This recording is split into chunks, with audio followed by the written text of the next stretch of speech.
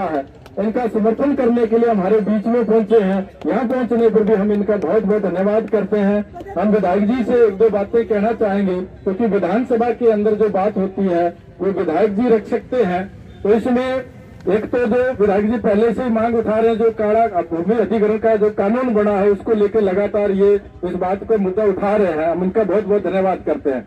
दूसरा एक दो चीजें हैं, हमने कल कृषि मंत्री जी से बात हुई तो हमारे जो सरकार ने बुलाया था इसको लेकर, तो उसमें एक दो चीजें हमने कहा कि जो हमारा बीमा आता है, बीमे के अंदर अभी जो कंपनी है वो टेक्निकल कमेटी बनी उसके अंदर चली गई है।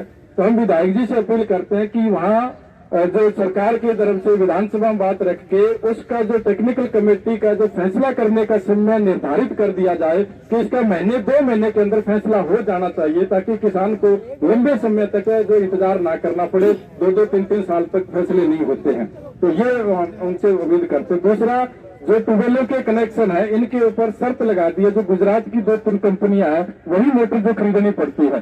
तो वो विधायक जी से अपील हम ये करते हैं कि विधानसभा में ये भी बात रखे कि जो किसान की मर्जी होनी चाहिए उसके ऊपर किसी कंपनी की बंदिश ना लगाई जाए, इन मांगों को लेके है। दूसरा, हमारा जो फसल खराबा हुआ है इसमें अभी जो है कुछ गांव का कालाबाड़ी क्षेत्र के अंदर 70 करोड़ रुपए सरकार ने भेजा, लेकिन सभी गांव के अंदर गुलाबी सुंडी का पैसा नहीं आया। डबवाली के बहुत से गांव हैं जिनके अंदर भी खराबा हुआ है, जहां उसका लिस्ट में नाम नहीं है।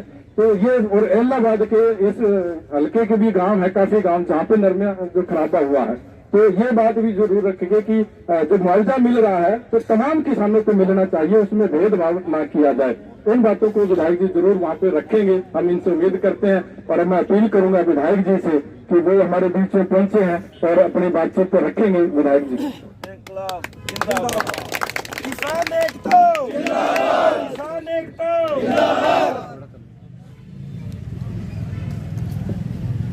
आदर और सम्मान के योग गांव गांव से आए हुए खेती से जुड़े हुए किसान साथियों, मुझे जानकारी मिली थी कि आप काफी लंबे समय से खास करके जो खादे की फसल के मुआवजे को लेकर के और बीमे का जो पैसा है उसको लेकर के लगातार 18-20 दिन से धरने पे। हमारी जो पार्टी है इंडियन नेशनल लोकदल पार्टी, उस पार्टी पे तो इस बात का लेवल है कि इंडियन नेशनल लोकदल पार्टी तो पूर्ण रूप से किसान की पार्टी है, गरीब की कमेरे की पार्टी है। हमने तो जब ये 3 कृषि के काले कानून बने थे और जब इसका ड्राफ्ट तैयार किया था केंद्र की सरकार ने, जब तक तो इसका इन काले कानूनों को लेकर के कहीं कोई आंदोलन शुरू भी नहीं हुआ था। बड़ौदा का उपचुनाव चल रहा था और उस उपचुनाव में हम अपने पार्टी के उम्मीदवार के लिए किस ढंग से प्रचार करेंगे, किस तरीके से उस चुनाव को लड़ेंगे, इसके लिए हमने स्टेट बॉडी की मीटिंग बुलाई। ये सब समय मीटिंग कर रहे थे और उस मीटिंग में इस बात को लेकर के सबसे पहला जो प्रस्ताव हमने रखा वो यही रखा था कि नया एक ड्राफ्ट तैयार किया गया केंद्र की सरकार की तरफ से कृषि सुधार बिल के नाम के ऊपर। नाम तो कृषि सुधार बिल दिया था उसका, लेकिन उसके अंदर जो कमियां और खामियां थी, उसके अंदर जो लिखा गया था, जो कानून लागू करना चाहती थी केंद्र की सरकार, अगर वो कानून लागू रह जाते तो आज किसान को अपनी जमीन बेचने पर मजबूर होना पड़ता था। अब तक हमारी जमीनों के ऊपर बहुत सारी बड़ी बड़ी कंपनियों ने आकर के बैठ जाना था। हम अपनी मर्जी से अपनी फसल भी नहीं बो सकते थे। फिर तो वो अपनी मर्जी के बीज हमें देते, अपनी मर्जी से हमें बताते कि अब की बार आपने अपनी जमीन के अंदर इस फसल को बोना है। ना हम अपनी मर्जी से खाद डाल सकते थे, ना कीड़े दवाइयां उस पर छिड़क सकते थे। हमने उस मीटिंग में ये तय किया था कि सरकार ने जो ड्राफ्ट तैयार किया है, इंडियन नेशनल लोकदल पार्टी इसका डट करके विरोध करेगी। और जैसे ही इसको लेकर के पंजाब में आंदोलन शुरू हुआ और जैसे ही हमारे यहाँ हरियाणा के अलग अलग किसान संगठनों ने उसको समर्थन दिया, इंडियन नेशनल लोकदल पार्टी ने ये फैसला करके उन सब संगठनों को अवगत कराया था। उन सबको मैंने चिट्ठी लिख करके कहा था कि हमारा एक एक कार्यकर्ता जो है इस आंदोलन में आपके साथ है। जो निर्णय आप लोग ले हुए, हम उस आपके उस निर्णय का स्वागत करेंगे, उसका सहयोग करेंगे, उसका समर्थन करेंगे। हमारा एक एक कार्यकर्ता इस आंदोलन का हिस्सा रहे। और साथियों, एक ऐसा समय आ गया था कि आंदोलन को बदनाम करने के लिए केंद्र की सरकार ने जब 26 जनवरी को ट्रैक्टर यात्रा निकल रही थी तिरंगे की, दिल्ली के लोग तो स्वागत कर रहे थे, फूल बरसा रहे थे, कोई मिठाई खिला रहा था, उस आंदोलन का समर्थन कर रहे थे।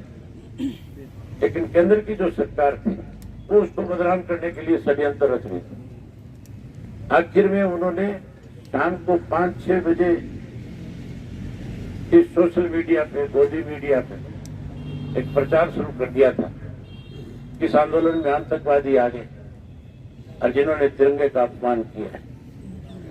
कई सिखों को और हरियाणा के लोगों को आपस में लड़ा करके उस आंदोलन को खत्म करना चाहते।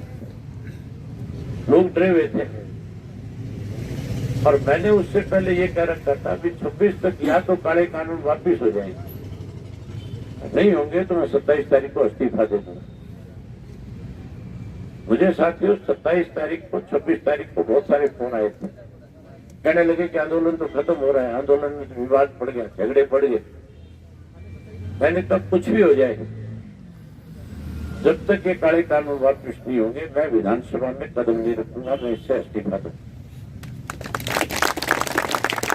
और मैंने इस्तीफा दिया। मेरे इस्तीफे में बहुत नुक्ताचीनी हुई थी, बहुत लोगों ने अपनी अपनी तरह से कटाक्ष किए थे। और जब दोबारा चुनाव हुआ था इलाहाबाद का, जब इलाहाबाद के सारे किसान इकट्ठे होकर के मुझ पे इस बात के लिए दबाव बनाया कि चुनाव तेरे को लड़ना पड़ेगा, इस्तीफा देने दिए। और मैं उनसे कह रहा था कि मेरा तो फैसला, मैं विधानसभा में तब जाऊंगा जब काले कानून खत्म हो जाए। वो कहने लगे कि तू विधायक का चुनाव लड़, आगे तेरा फैसला है, विधानसभा में जा ना जा। अगर तू नहीं जाएगा तो हमारे किसानों की आवाज को विधानसभा में कोई नहीं उठाने वाला।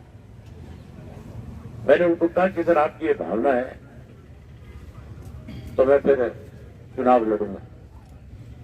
मैंने चुनाव लड़ा, लोगों ने मेरी मदद की, चुनाव जीता दिया। नतीजा ये निकला कि उस वक्त नॉर्थ के अंदर 3 स्टेटों में चुनाव हो रहे थे भाई। एक इलाहाबाद का था, 4 चुनाव हिमाचल के थे, 3-4 राजस्थान के थे।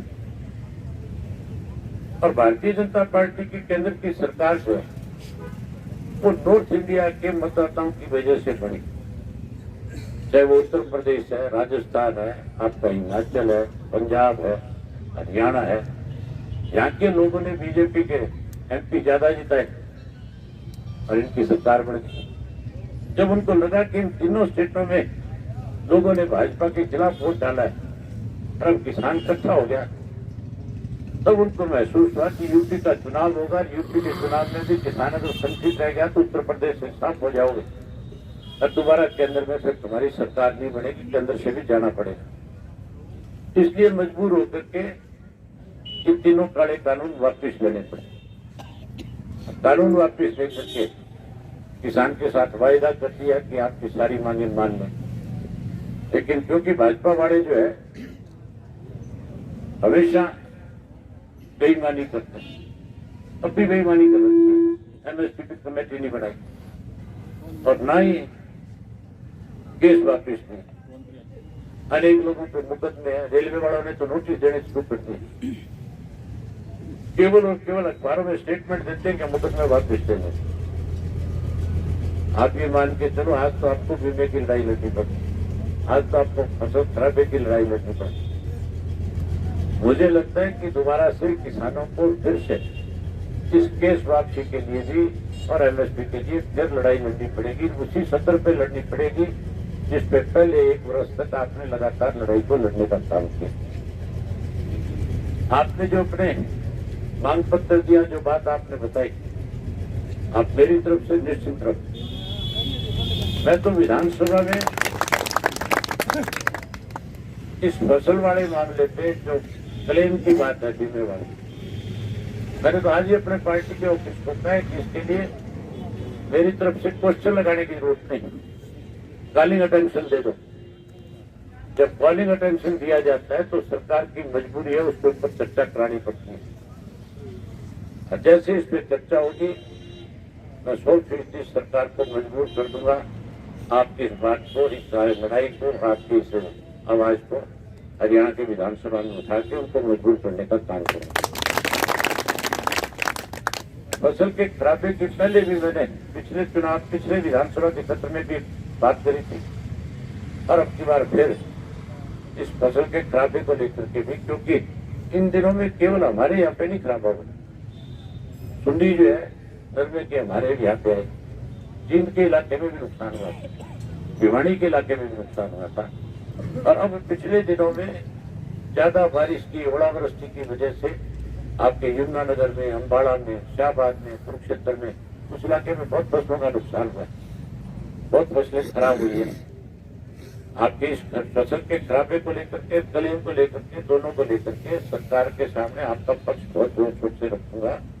और साथ में ये जो कमेटी बनाने की बात थी, मुकदमे वापस लेने की बात थी, इसको लेकर के भी सरकार को कटघरे में खड़ा करूंगा। आप मेरी तरफ से तो निश्चित हो, मैं केवल आश्वासन देने नहीं आया, मैं भरोसा देने आया हूं आपको कि आपकी लड़ाई को विधानसभा में बीजेपी वाली तो बुला लेते हैं, चाय पिला देते हैं, लड्डू खिला देते हैं और बैठ करके मीटिंग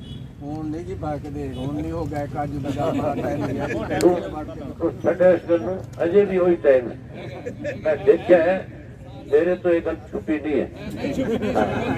बहुत सारे किसान अपने आप को जो कहते हैं किसानों के बड़े इज्जतियां अपने आप को नेता कहते हैं। मैं देखे चीफ मिनिस्टर कोले जाके लंबी पई